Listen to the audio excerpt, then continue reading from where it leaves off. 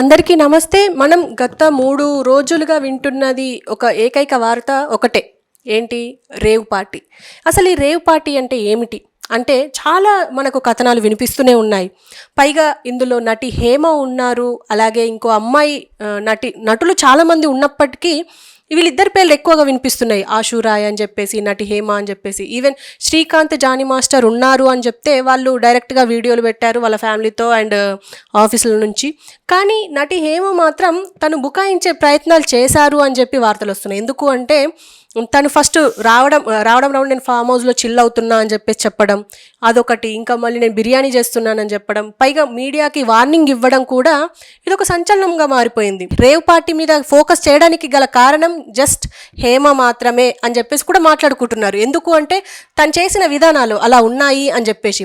కానీ అసలు దీని కేసు వివరాలేంటి? అసలు ఉన్నారా? ఎంతమంది ఉన్నారు? అసలు ఏం జరిగింది అనేది మనకు వివరించడానికి మనతో పాటు హైకోర్టు అడ్వకేట్ మధుశర్మ ఉన్నారు. ఆయనతో మాట్లాడదాం. నమస్తే సార్. నమస్తే. సార్, ఇప్పుడు ప్రస్తుతం రేవు పార్టీ అంటేనే సంచలనంగా మారిపోయింది తెలుగు రాష్ట్రాల్లో. అసలు ఎక్కడో కర్ణాటకలో జరిగింది, కానీ ఇప్పుడు మనకు తెలంగాణలో అటు ఆంధ్రప్రదేశ్లో 2 రాష్ట్రాల్లో బాగా వినిపిస్తున్నదంటే రేవు పార్టీ. అసలు రేవు పార్టీకి సంబంధించిన కేసు వివరాలు ఏంటి సార్? అంటే ఇప్పుడు పార్టీ కల్చర్ అనేది బాగా ఎక్కువ పెరిగిపోయింది. అంటే మామూలుగా జనరల్ పార్టీస్ కానీ, ఏవైనా వీళ్ళు ఆల్కహాల్స్‌తో కూడినటువంటి పార్టీలు, ఇలాంటివన్నీ పార్టీ కల్చర్స్ సాధారణంగా మొదటి నుంచి ఉన్నాయి. కాకపోతే ఈ మధ్య పెరిగినాయి. ఈ మధ్య పార్టీస్‌కి ఏమవుతుందంటే పార్టీ కల్చర్‌లో ఎక్కువ శాతం వీళ్ళు నార్కోటిక్ సబ్స్టాన్సెస్ ఏవైతే ఉన్నాయో, డ్రగ్స్ సబ్స్టాన్సెస్, అదర్ సబ్స్టాన్సెస్, వీటిని కన్జ్యూమ్ చేసే పర్సంటేజ్ పెరిగిపోయింది. అంటే ఎంత కంట్రోల్ చేస్తున్నా ఇల్లీగల్గా మనకి నార్కోటిక్ డ్రగ్స్ ఈజీగా దొరుకుతున్నాయి. ఇవాళ మన బెంగళూరుని మనం చెప్తాం, బెంగళూరు గురించి కూడా మాట్లాడదాం.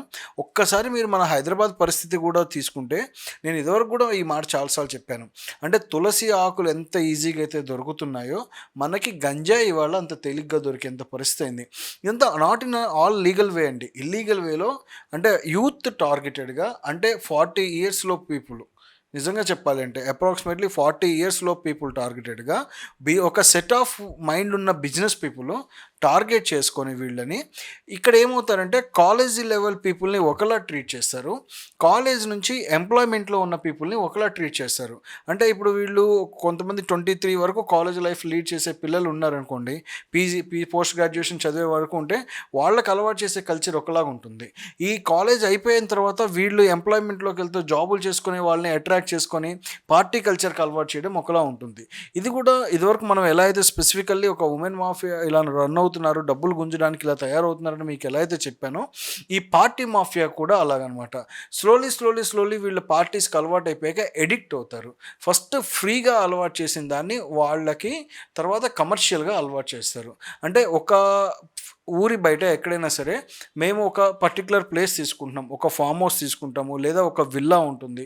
ఇది అంతా అవుట్స్కట్స్లో ఉంటాయి, ఫామ్ ల్యాండ్స్ ఉంటాయి. So nobody can enter into that area.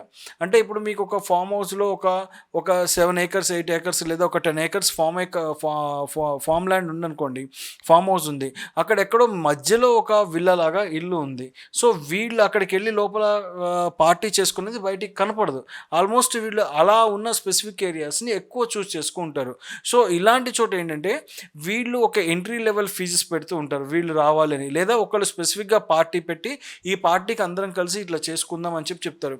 ఇక్కడ వాళ్ళు ఏం చేస్తారంటే ఫస్ట్ డ్రగ్స్కి ఎడిక్ట్ అవ్వడము, కొత్త వాళ్ళు వచ్చిన డ్రగ్స్ చూసుకోవడము, డ్రగ్స్కి ఎడిక్ట్ అయిన వాళ్ళు ఆల్రెడీ వాళ్ళు పిల్స్ తెప్పించుకోవడం కానీ, లేదా వాళ్ళకి కావాల్సిన కొకైన్ కానీ, గంజాయి కానీ వాటిని తెప్పించుకోవడం, ఆల్కహాల్, గర్ల్స్ బాయ్స్ వీళ్ళందరూ కలిసి ఉంటాము, ఒక రిలేషన్షిప్ని మెయింటైన్ చేసేగలిగే, అంటే ఎవ్రీథింగ్ అనమాట. ఎలా మనిషి జీవితాన్ని డ్యామేజ్ చేసుకోవాలి అనే దాని మీద పూర్తిగా ఉంది. ఇక్కడ ఎందుకు డ్యామేజ్ అనే పదం అంటే, డబ్బు ఉంది కాబట్టి డబ్బు ఖర్చు పెట్టడానికి ఒక వే ఎదుగుతున్నాం. అంటే మేము హ్యాంగ్ అవుట్ అవ్వాలి, మేము బాగా చిల్ అవ్వాలి, బాగా స్ట్రెస్ అయిపోయాము, పార్టీ చేసుకోవాలి, అందరినీ ఇదవ్వాలి, పరిచయాలు పెంచుకోవాలి అని చెప్పేసి ఒక ఎడిక్షన్‌లోకి, అంటే వీళ్ళని ఆ పేరుతో ఒక ఎడిక్షన్‌లోకి తీసుకెళ్తారు. సో, మరి వీళ్ళు ఆ ఎడిక్షన్ నుంచి బయటికి రావడం ఈజీయా అంటే ఒక్కసారి వెళ్ళిన తర్వాత అంత ఈజీ కాదు. వీళ్ళేమవుతారు, ఇప్పుడు ఈ పార్టీస్‌లో ఎంజాయ్ చేసేసి అలా తిరిగేసి ఒక్కసారి వెళ్ళిన తర్వాత మళ్ళీ ఈ వీకెండ్ అయిపోయి నెక్స్ట్ వీకెండ్ పెడుతున్నారని తెలియగానే మళ్ళీ ఆ పార్టీకి వెళ్ళడానికి కూడా ప్రిఫర్ చేస్తూ ఉంటారు. అంటే ఒక్కసారి ఫస్ట్ ఒక పర్సన్ ఆ పార్టీకి అటెండ్ అవ్వడం అంటూ జరిగాక వాడు ఇంకొక ఇద్దరు ముగ్గురిని తీసుకొని వెళ్తూ ఉంటాడనమాట. అంటే ఇలా ఈ బిజినెస్ చేసేవాళ్ళు కూడా వీళ్ళని మోటివేట్ చేస్తూ అలా రన్ చేస్తారు. వీళ్ళని అట్రాక్ట్ చేయడానికి వాళ్ళకి కావాల్సినవన్నీ అక్కడ అరేంజ్ చేస్తారమ్మా. అంటే వాళ్ళకి కావాల్సిన what ever it may be, ఇప్పుడు మనం అనుకున్నట్టు డ్రగ్స్ అవ్వచ్చు, గర్ల్స్ అయితే గర్ల్స్, ఆడవాళ్ళకైతే బాయ్స్ని, మగవాళ్ళకైతే గర్ల్స్ని, తర్వాత వాళ్ళకి కావాల్సిన ఆల్కహాల్ లెవెల్స్, తర్వాత ఫుడ్ కావచ్చు, లేదా వీళ్ళు ఇంకేమైనా అడిషనల్లీ ఏమైనా గేమ్స్ అక్కడ వాళ్ళు ఆడుకునే ఉంటే వాటి కోసం ఇంకా డిఫరెంట్గా, అంటే ఎలా చెప్పాలి అంటే అసలు ఇంకా వాడు ఆ ప్రపంచాన్ని మర్చిపోవాలి. ఒక 2 days ఏదైనా పార్టీ జరుగుతుందంటే బయట ప్రపంచంతో సంబంధం లేకుండా ఈ లోపలికి వచ్చేయాలి.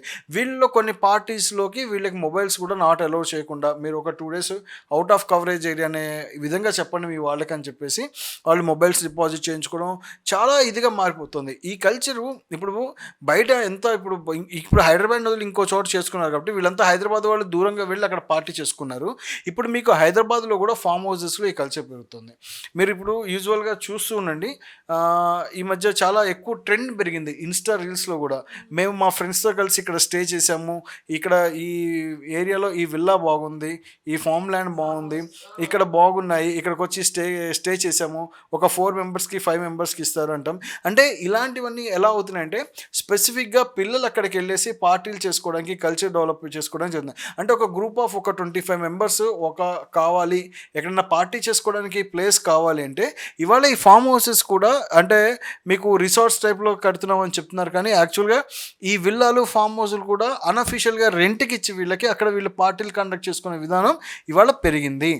సో ఇవాళ పిల్లలు వాటికి కూడా అలవాటు పడుతున్నారు. అంటే పెద్దవాళ్ళు వెళ్తున్నారు, ఎక్కువ కాలేజ్ పిల్లలు కూడా అలవాటు పడే ప్రమాదం ఉంది. ఇది అంటే ఇప్పుడు ఇంత అట్రాక్ట్ ఎందుకైంది ఈ కేసులో అంటే ముఖ్యంగా ఇందులో సినిమా వాళ్ళు ఇన్వాల్వ్ అవ్వడంతో ఇది కొంచెం లైమ్ లైట్లోకి వచ్చింది. సో సినిమా వాళ్ళు ఇన్వాల్వ్ అవ్వడంతో ఇది లైమ్ లైట్లోకి వచ్చింది కాబట్టి దీన్ని ఎక్కువ ఫోకస్ చేస్తున్నారు. అదే లేకపోయి ఉంటే ఇది ఎక్కువ అయ్యేది కాదు. కానీ ఇలా అవ్వకుండా చాలామంది పిల్లలు వాటిలో ఇరుక్కుపోయి లైఫ్ పాడు చేసుకునే వాళ్ళు చాలామంది. అంటే వన్స్ వీటిలోకి వెళ్ళిన తర్వాత ఇందులో అట్రాక్ట్ అయ్యే సెక్షన్స్ లైఫ్ మొత్తం స్పాయిల్ చేస్తాయి. అంటే వాళ్ళు ఆల్రెడీ ఏదైనా బిజినెస్లు చేసుకుంటూ వాళ్ళకి ఇంకా ఏమీ కెరియర్ లేదు, ఇక వాళ్ళు ఎట్లయినా మార్కెట్లో రన్ అవుతాం అనుకునే వాళ్ళకి దట్స్ ఎ సెకండరీ థింగ్ అండి.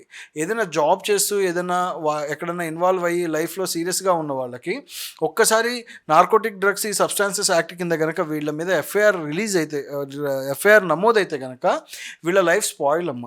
అంటే మీకు ఎందుకు ఈ మాట చెప్తున్నాను అంటే నిజంగానే ఒక జాబ్ చేసే అతను ఉన్నాడు, ఒక సాఫ్ట్వేర్ ఎంప్లాయీ ఉన్నారు. సో వీళ్ళు డ్రగ్స్ కన్జ్యూమ్ చేసినట్టు వీళ్ళ మీద ఒకసారి ఎఫ్ఐఆర్ అయింది అనుకోండి, రేపొద్దున ఇతను జాబ్కి సెలెక్ట్ అయ్యేటప్పుడు బ్యాక్గ్రౌండ్ వెరిఫికేషన్ జరుగుతుంది కదా 100%. ఆ బ్యాక్గ్రౌండ్ వెరిఫికేషన్లో ఇతను డ్రగ్స్ కన్జ్యూమ్ చేస్తున్నాడంటే ఏ కంపెనీ తీసుకుంటుంది? ఒక్కసారి నీ మీద ఎఫ్ఐఆర్ అయింది బాబు, నువ్వు డ్రగ్స్ కన్జ్యూమ్ చేసుకున్నట్టుగా అని చెప్పి అయిందంటే ఏ కంపెనీ తీసుకుంటుంది? ఏ కంపెనీ తీసుకోదు. అంటే ఇప్పుడు ఇలాంటి సర్కమ్స్టాన్సెస్ కూడా వీళ్ళు డ్రగ్స్ కన్జ్యూమ్ చేశారా లేదా, ఇప్పుడు ఇక్కడ నుంచి అంత దూరం వెళ్ళారు, ఇంకొక అదర్ స్టేట్లో ఎఫ్ఐఆర్ నమోదైంది వీళ్ళకి, వీళ్ళు డ్రగ్స్ కన్జ్యూమ్ చేశారా, నిజంగా పార్టీలో పాల్గొన్నారా లేదా అంటానికి they conduct several test. First preference ఎక్కువగా ఇచ్చేది బ్లడ్ టెస్ట్ అండి. బ్లడ్ టెస్ట్కి మేజర్ ఇంపార్టెన్స్ ఇస్తారు. తర్వాత వీళ్ళకి యూరిన్ టెస్ట్కి ఒకటి ఇంపార్టెన్స్ ఇస్తారు. తర్వాత హెయిర్కి కూడా చేస్తారు. అంటే ఒకవేళ ఎక్కడా దొరకకపోతే జుట్టులో కూడా కొన్ని రోజులు ఉండేటువంటి అవకాశం ఉంది. సో జుట్టుకు కూడా చేసేటువంటి అవకాశం ఉంటుంది. తర్వాత మీకు ఉమ్ముకు కూడా చేయొచ్చు. మీరు ఇచ్చేటువంటి ఎక్కడ ఫైండ్ అవుట్ చేసే విధానం చెప్తాం. మీ స్వెట్ కూడా చేయొచ్చు. అంటే ఎలా అయినా సరే they can find out the traces, they can trace the roots. అది ఎక్కడున్నా సరే వాళ్ళు ట్రేస్ చేయగలిగినంత టెస్ట్లు ఉన్నాయి ఇవాళ, చాలా అడ్వాన్స్డ్గా వచ్చింది ఇవాళ. సో కాబట్టి వీళ్ళు కన్జ్యూమ్ చేసిన తర్వాత కూడా కొన్ని డేస్ వరకు, అంటే ఒక్కొక్క డ్రగ్ పర్సంటేజ్ని బట్టి కొన్ని డ్రగ్స్ అయితే 3 days వరకు బాడీలో ఉంటాయి, కొన్ని 1 week ఉంటాయి, కొన్ని 15 days ఉంటాయి, కొన్ని 30 days వరకు ఉండేటువంటి. ఇది ఒక్కసారి అట్రాక్ట్ అయిపోతే వీళ్ళకి పెనాల్టీస్ ఉంటాయి. కొన్ని సెక్షన్స్లో అయితే వీళ్ళకి అప్ టు 10 ఏళ్ల వరకు జైలు శిక్షలు పడేటువంటి అవకాశం ఉంటాయి. కొన్ని సింపుల్గా 1 ఇయర్, 2 ఇయర్స్, 3 ఇయర్స్ అలా ఉంటాయి. అంటే వీటిల్లో యూజువల్గా అడిగేది ఏంటంటే చాలామంది బెయిల్ వస్తుందా అని అడుగుతారు. అంటే కామన్గా డ్రగ్ అనేది ఎడిక్ట్ అయిపోయిన తర్వాత అతను రీహాబిలిటేషన్ కోసం కోర్టు కూడా కొన్ని సందర్భాల్లో కన్సిడర్ చేసి వీళ్ళకి బెయిల్స్ ఇవ్వడం జరుగుతూ ఉంటుంది. అంటే డ్రగ్స్ కన్జ్యూమ్కి చేసిన వాళ్ళకి బెయిల్ వచ్చే అవకాశం ఉంటుంది, కానీ డ్రగ్ పెడ్లర్ అంటే ఎక్కువగా సప్లై చేసే వాళ్ళకి బెయిల్ వచ్చే అవకాశాలు చాలా తక్కువ ఉంటాయి. ఎందుకంటే అది ప్రొహిబిటెడ్, మనకి అది it self doing is a prohibited. కానీ వాళ్ళకి ఇమ్మీడియట్గా బెయిల్ రాకపోయినా కొన్ని డేస్ తర్వాత, అంటే కొన్ని సంవత్సరాల తర్వాత మాత్రమే వాళ్ళకి బెయిల్ వచ్చేటువంటి అవకాశం ఉంటుంది. పూర్తి స్థాయిలో వాళ్ళకి ఇమ్మీడియట్గా వస్తుందని ఎప్పుడు చెప్పలేము. సో వీళ్ళందరూ ఎవరైతే ఉన్నారో వీళ్ళని first they should be sent to the rehabilitation centres. ఇంకొకటి, ఇలాంటి పార్టీస్కి వచ్చేవాళ్ళు మ్యాక్సిమం తెలిసి వచ్చేవాళ్ళే ఎక్కువ ఉంటారు.